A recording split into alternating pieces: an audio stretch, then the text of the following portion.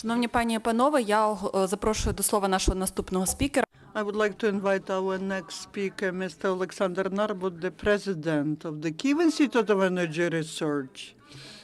The president of the Kiev Institute of Energy Research. Oleksandr Narbut, the president of the Kiev Institute for Energy Studies. Good afternoon. I hope that I have come just on time, and you will be focused on energy issues, and I will be happy to share my thoughts. First of all, I would like to say that the energy sector needs to be resurrected, and the plan of reforms that we are hearing about should become executed. But I will first of all be talking about gas sector because it's the most difficult one, the most problematic one from the point of view of development of the situation in a very difficult triangle, Ukraine, Europe, Russia. The situation is not simple, of course, despite the fact that it's summertime now and the consumption of natural gas allows us to talk about the opportunities based on our own production and import of gas from Europe, and also on the gas stored in underground storage facilities. So the situation looks calm, but on the other hand, this is the imaginary calmness, and there are many problems hidden in this calmness. As you remember, the situation with the underground storage facilities, in the beginning of the season, summer season, the situation was very difficult. But then there was gas supplied from Russia, and now in the storage facilities we have 14.25 billion cubic meters of gas, out of them 9 billion which could be used in autumn-winter season. Is it little or enough for the heating season, for the cold season traditionally? And the specialists believe that the reserve of the gas which can be used should be 13 billion. So the volume we have is much lower compared to the volumes that traditionally Ukraine would always have in the beginning of the autumn and winter season. But with that also we see the decrease by 12.5% of the consumption of natural gas, and this could mean different level of consumption. According to our assessment, it would be approximately 45 billion of annual consumption this year. But nevertheless, we cannot believe that this volume will be enough for the autumn and winter time. So this should be filled in. We need to add more gas to that. If suddenly the position of Russia changes radically, the ATO finishes, Mr. Putin declares that they surrender, and he will announce the economic principles in the gas supplies and the formulas which we already know and which correspond to the market will be used, but that is the least probable scenario, or probably impossible scenario, I would say. So now let us look at what Mr. Medvedev wrote in Twitter. He wrote that with the beginning of the heating season there will be problems in Ukraine, and he's too skeptical about whether Ukraine will be able not to use the transit natural gas, which is transported to the European countries. I believe that Ukraine has all the capacities to fulfill its commitments. Ukraine has never been using the gas which is transported to Europe for its own purposes. We have this intergovernmental agreement which expired in the beginning of 2012, and that was agreement between Russia and Ukraine, and it had different modes of use of gas. No one was talking and was thinking about stealing gas because there were the volumes which were approved in case there's need to use the bigger than the norm volumes, and so every party was correctly behaving in this situation. They were also agreeing on not just daily but monthly volumes. The acts were signed, and during the whole history of transporting Russian gas via the territory of Ukraine, there was not a single case fixed when such a gas would be supplied in less volumes to the consumers of Europe. When there were bigger volumes transported, like in 2009, Ukraine from its own resources was supplying to some of the neighbors, to Moldova. Moldova was receiving gas from the resources which Ukraine had in underground storage facilities at that time. So Ukraine has never been holding the position of the dictatorship. Is it good or bad? It's good on the one hand from the point of view of European consumers. It's good from the point of view of gas suppliers, but it did not correspond to the national interests of Ukraine, because we received not just bad contract, unprecedented bad contract that was signed in 2009, but we came to the contract. We received the contract which is very beneficial for Russia, and that is the contract for transportation of gas via the territory of Ukraine, where the price or conditions do not correspond to the market practices. Today, Ukraine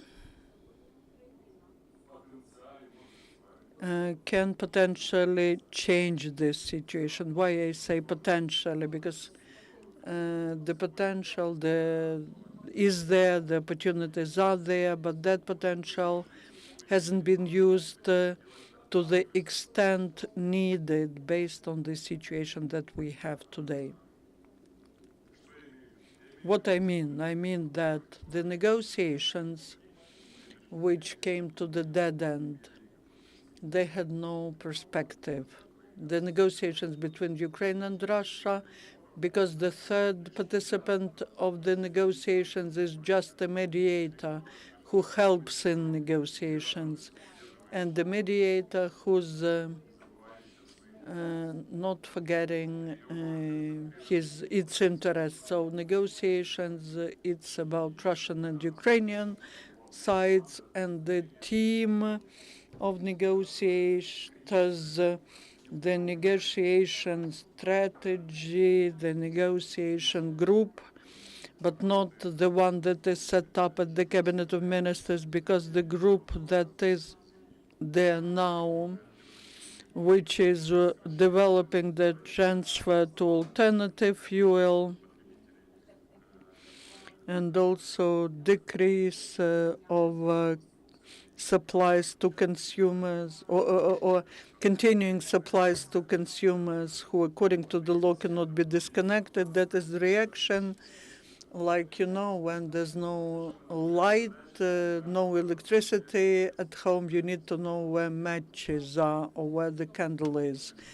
That is the task for the president, and the president has to pay more attention to that problem because energy weapon is used to the full extent, and the level of threats in energy sector is significant for the future of Ukraine, for its So, independence.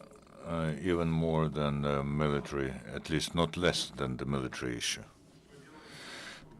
What's being done and what could be done?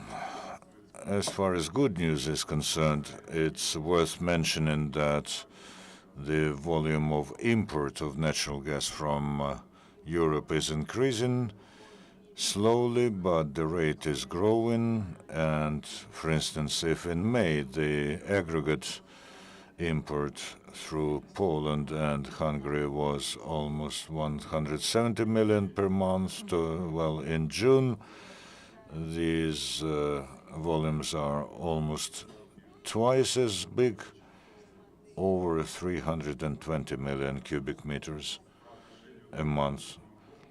As far as what could be transported, of course, this is not the maximum because the aggregate potential import could be over 630 million cubic meters, so you can for yourself judge that the load on those reverse routes is no more than 50%.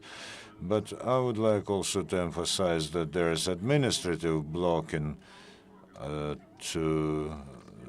for the free import of natural gas from Europe. Naftogaz and ministries and all the elements of this vertical administrative chain are doing everything possible so that not a single trader, in spite of the contracts, could import the gas for Ukrainian consumers.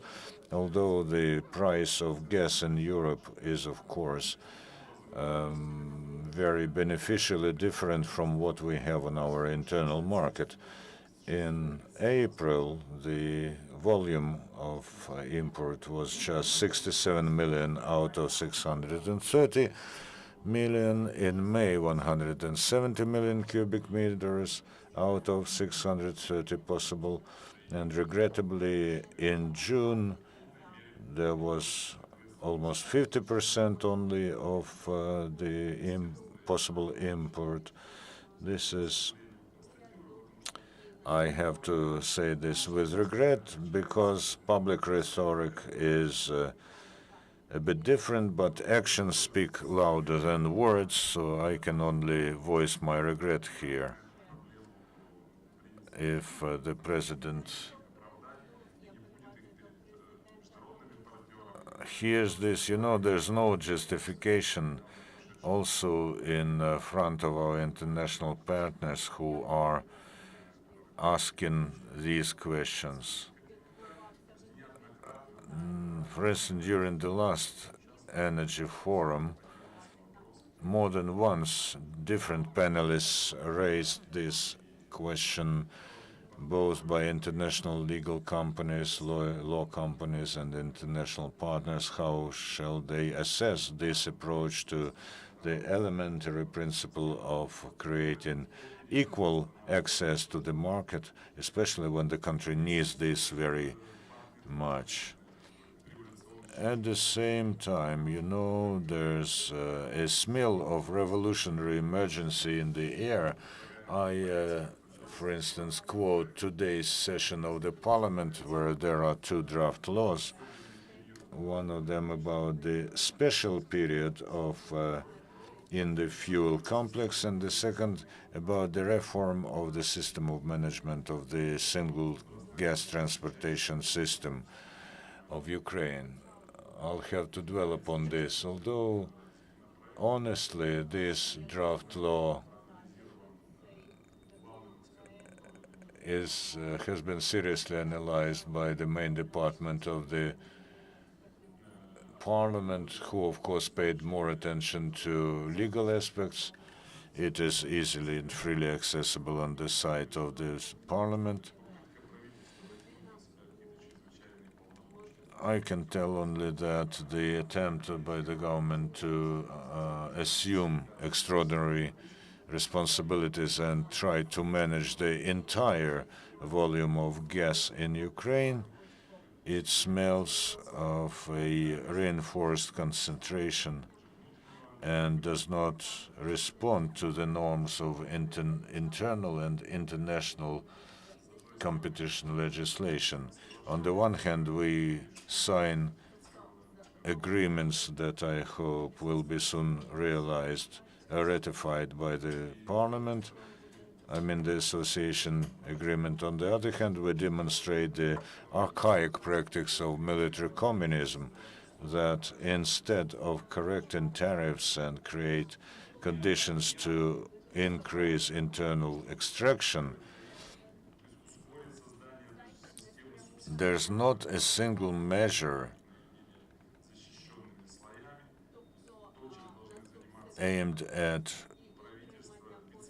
a real revision of tariffs and the protection of the vulnerable strata of the population. There's nothing in draft documents about this. At the same time, let's collect everything on a pile and define the price in spite of what investment a company does. You have probably heard that the company Gas stopped its investment. Besides, its gas fields are in the zone of the anti-terrorist operation. So in spite of the significant increase of the volumes of extraction, this company is now withdrawing its investment. And the government, even in this sphere, tries to establish the so-called order that may bring contradictory results.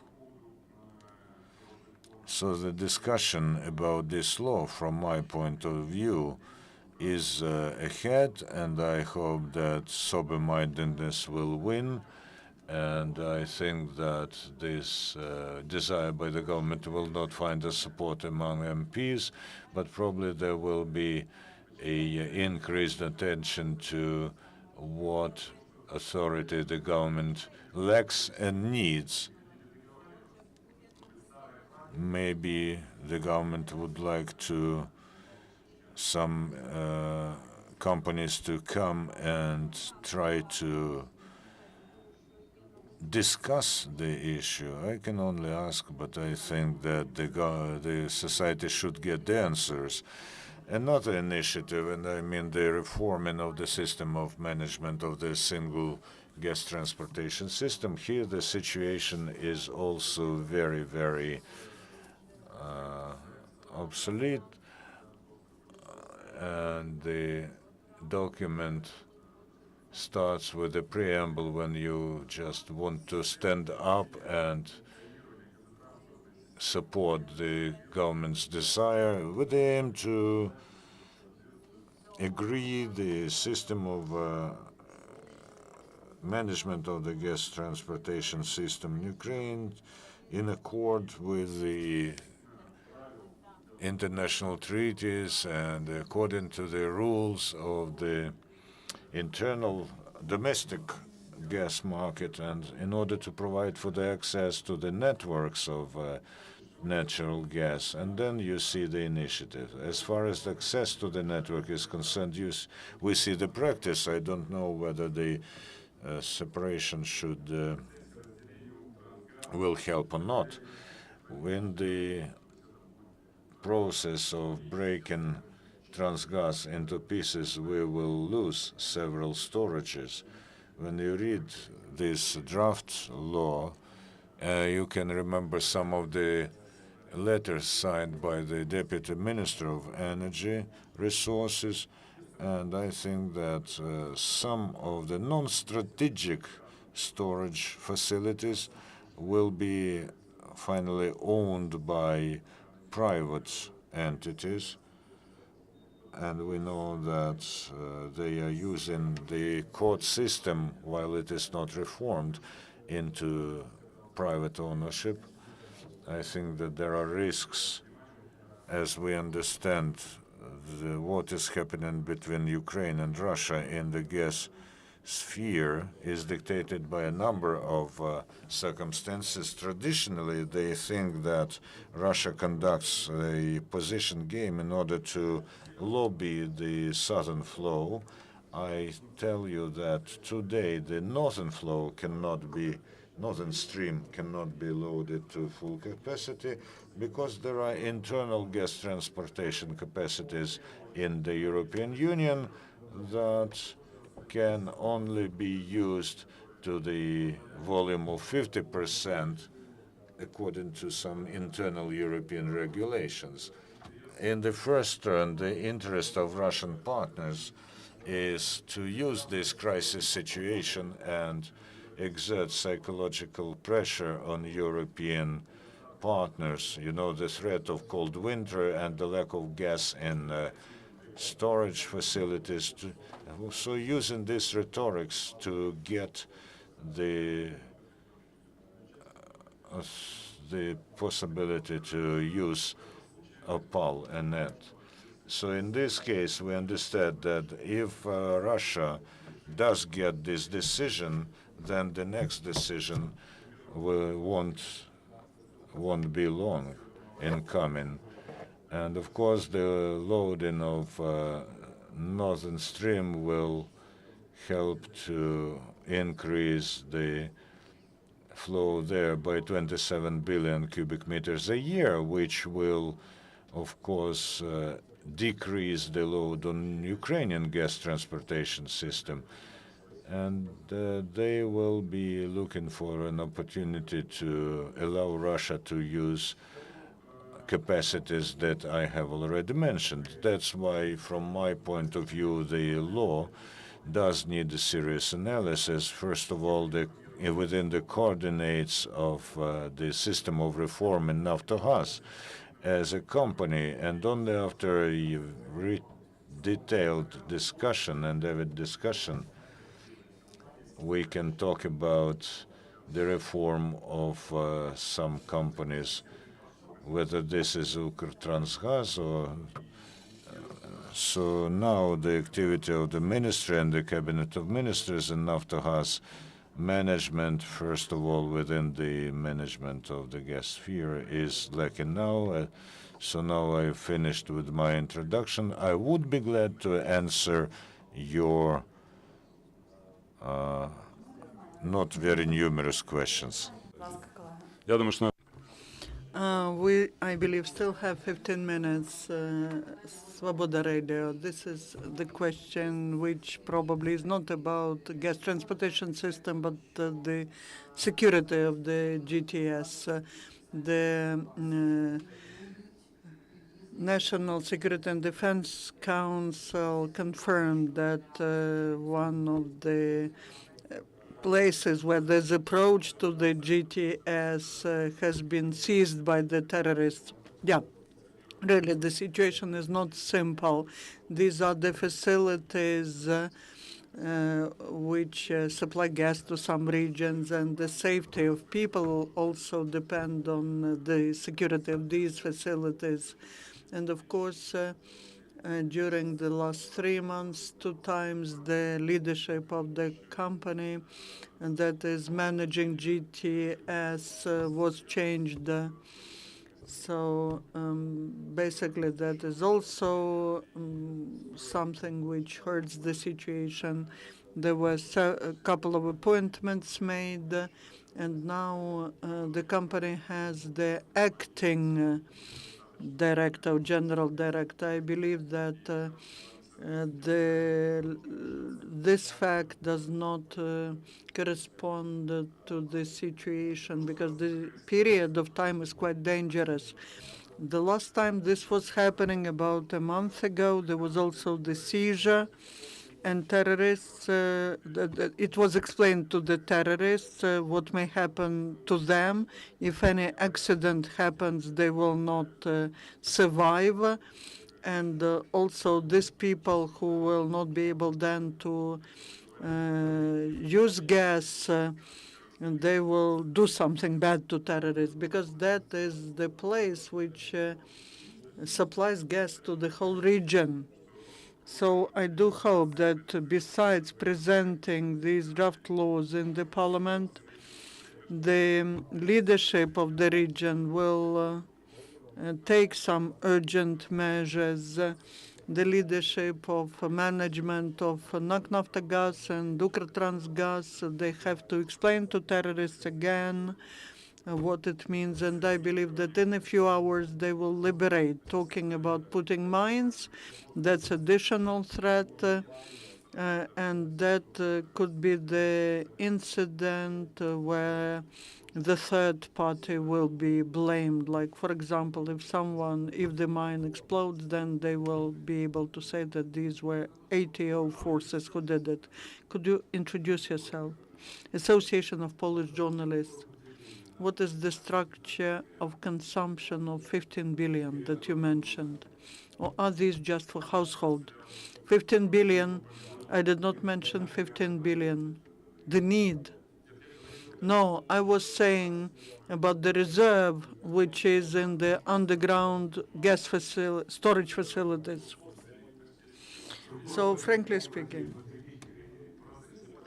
talking about consumers, you can look at the annual balance. The main part which could be problematic is household sector. I mean heat generation, because that's where the losses are big, and the violations are big, and there are different prices, and that allows manipulations to take place, and that's why I mentioned the Vice Prime Minister Groisman, who's responsible for that sector. And there are companies which are the best ones in Europe talking about efficiency of gas consumption, because traditionally this is not mentioned. When you work on a computer, that's one energy consumption, or when you are producing something where the basic raw material is gas, is different gas consumption. And there are companies which consume less per the cost of product. They consume minimum gas. One of the examples is Odessa port plant. Another question. There was information that Europe is ready to allocate more than 300 million to modernize the gas transportation system. Are there financial partners for such restructuring of our GTS? Thank you for a very professional question. In the process of negotiations, when we were discussing the previous package, the master plan, it was mentioned that Europe will definitely allocate 900 euros, and that is part of the master plan, which is old, I believe, and cannot be implemented because there's no full-fledged operating company set up. And such reforming was started before the full-fledged operating company was set up, the company that would have a clear strategy of development, the network, the infrastructure. We have the discussion, do we need this liquefied gas terminal to be built, or can we expect that the terminals will be operating in Croatia, Kirk, or in Swinoujscie in Poland? They start functioning. All these discussions are to take place within a very well managed operating company. We shouldn't create any other companies. Like in the draft law, it's about the company which will give powers to the operator. And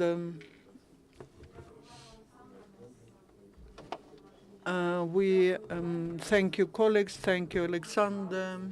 And we'll looking forward to seeing you again.